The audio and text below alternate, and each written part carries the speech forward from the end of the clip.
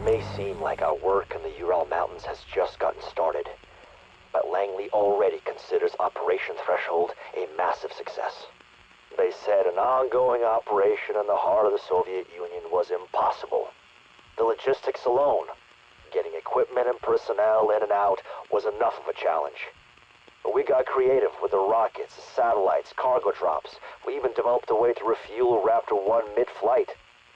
A lot of dedicated people made this happen. Then, there's the risk of triggering World War III. Fortunately, both sides have a vested interest in keeping these outbreaks from the public. So anything short of a full-scale battle with Soviet forces can remain our little secret. Just be careful out there. What you've accomplished so far has enabled us to significantly catch up with Omega's Ethereum research. We haven't quite closed the gap yet, but I know you won't quit until we're ahead.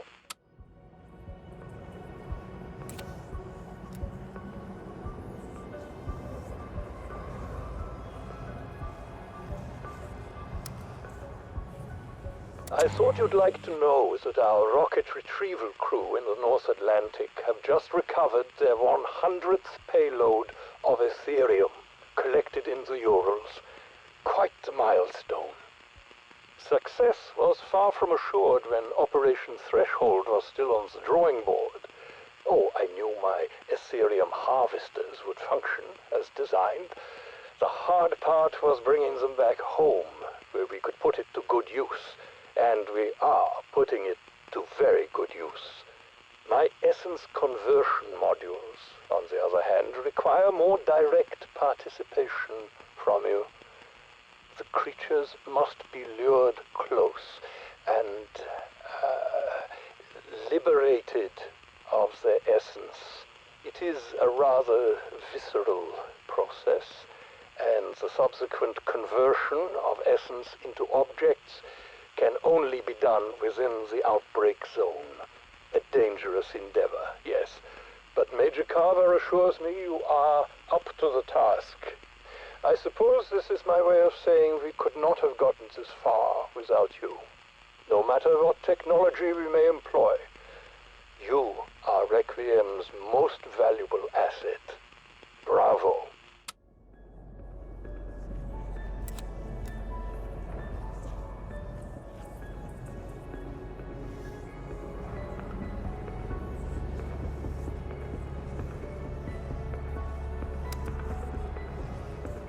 Well, we certainly do live in strange times, don't we?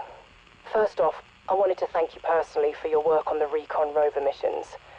The lessons we're learning are going to prove invaluable as we move forward. As you no doubt witnessed firsthand, the specimens on board the rover were physically transformed after they passed into the dark ether. We're trying to ascertain if this process is similar to what we saw with the creature we dubbed the Mimic, but we're just not sure. Or were the specimens actually replaced by other objects from the dark ether? If so, does that mean there are now little monkeys lost in there? Either way, it's a horrible thought. The rover did manage to transmit some audio and video recordings during its mission, but I really don't even want to get into that right now. Our working theory is that Ethereum functions in the other dimension like oxygen does in our own. That would explain why the infected can't move beyond the outbreak zone. If they did, they just wouldn't be able to survive, like a fish out of water. Last thing, do let us know if you start to experience any strange symptoms or feel that you yourselves are, changing in any way. I honestly wouldn't want you to go through anything like whatever the poor monkeys did. Bless their little furry socks.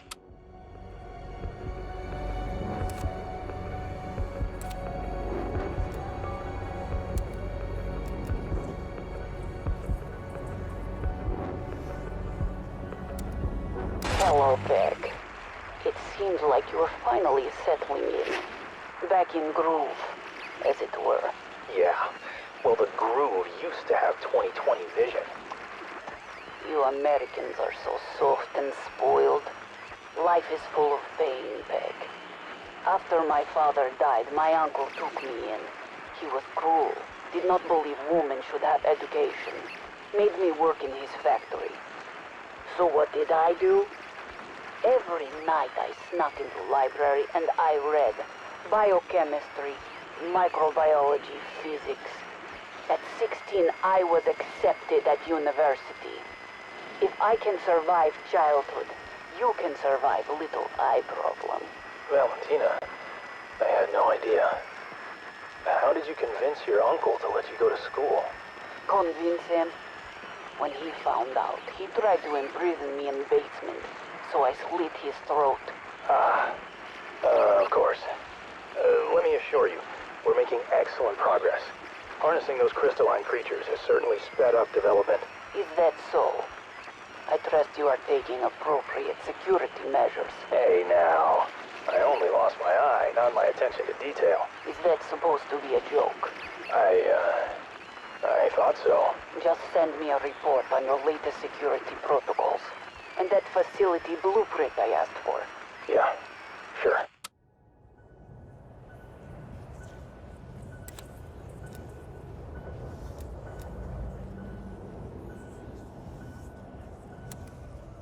Come back, kid.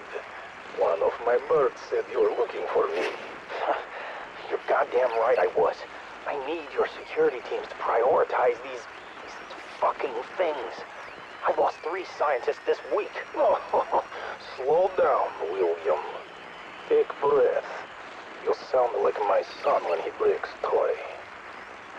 Now, tell me what has happened, but in calm, rational voice, like adult men.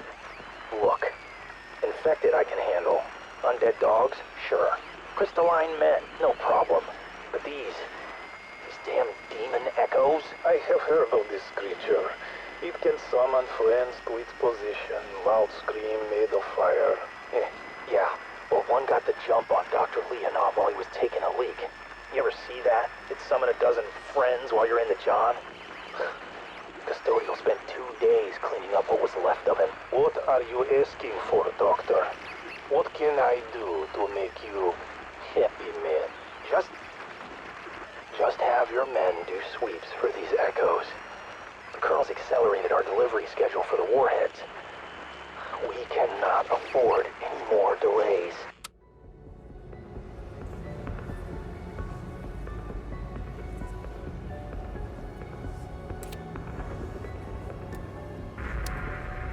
I am growing concerned, Zol. His behavior since coming here has been erratic. Peck has always had his quirks, you know this. Yes, but he is more skittish than usual. He is talking to himself. He spends all day and night in that silo. Do you suspect Ethereum exposure? It is hard to say. He has developed new obsession. You have seen strange computer, yes? Exoscience disassembled one. We are struggling to make sense of it. Its mechanisms are complex. Our American friend talks to it. I have heard of others who do this. It is like moth and flame. They are drawn to it, but do not know why. Apparently, it talks back to Peck. Does the Colonel know this? Yet, it was going to draft a report. Hold for now. Give me a few days. Let me investigate. Saves me paperwork. I have little interest in chasing ghosts.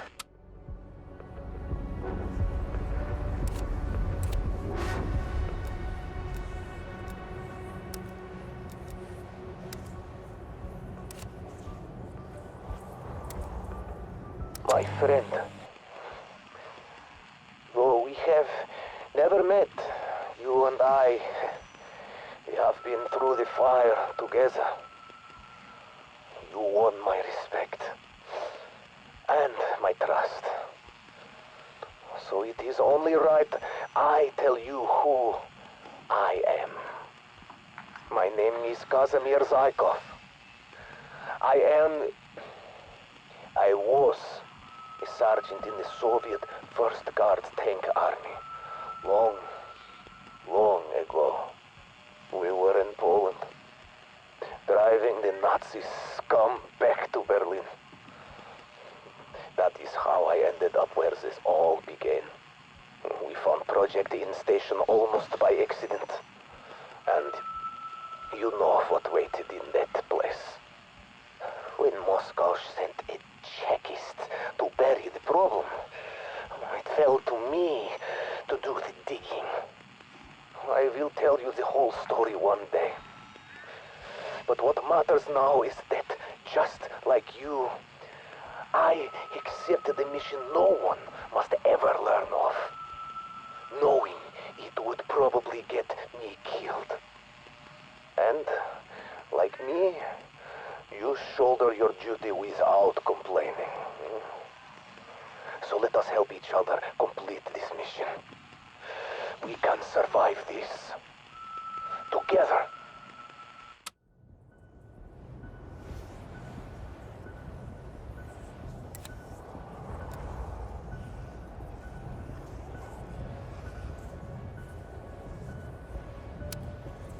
Back in the Great Patriotic War, mine was among the Red Army units that crippled the Nazi war machine on the Eastern Front. Then we chased the bastards out of the motherland and across Europe. I was a mechanic. I kept our tanks running. No easy task when every day we advanced, and getting new parts from Moscow was almost impossible. So, I took parts from the Tigers and Panzers we destroyed, adapting them for our T-34s. I got very familiar with German machinery. This would prove to be my downfall. Colonel named Lazarev, from what you now call KGB, was sent to contain the evil we uncovered at N Station. He ordered me to go in there alone, because I had the best chance of understanding and shutting down that infernal machine. And then Lazarev ordered me sealed inside. I understood what was asked of me. I would never see my wife and daughter again. Still, I saluted, and I did my best. This was for my family, my country, for a better future. Even now, if asked again, I would still say yes.